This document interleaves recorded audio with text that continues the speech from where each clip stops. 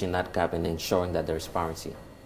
Well, actually, we have a Digital Development Compass as UNDP, which provides data to track the government readiness and in order to expand the digital space. And I might say that Ghana is doing quite well in some aspects, but not in others. For example, when it comes to the vision and the strategy, you are actually at a very advanced stage when it comes to that. But when it comes to looking at the business environment, that is still an area that is emerging.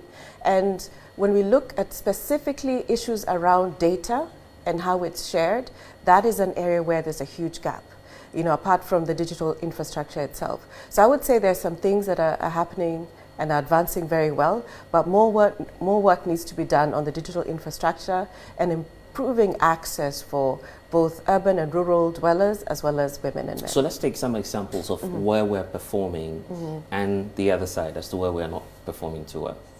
Share them with us. Well, one example is when you look at data. There are a lot of initiatives that are taking place right now to use more data in different aspects. For example, in the health sector, I believe that there's a lot of work which is looking at digitizing the health sector.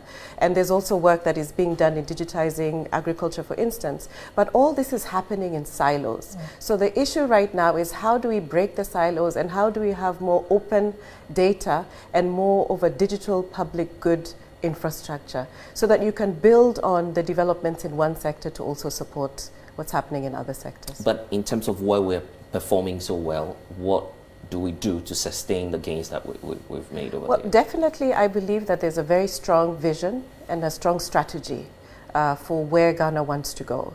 And this strategy needs to also influence the types of investments by both public and private sector actors. So definitely that is an area of strength that can be used to generate a lot of excitement and movement.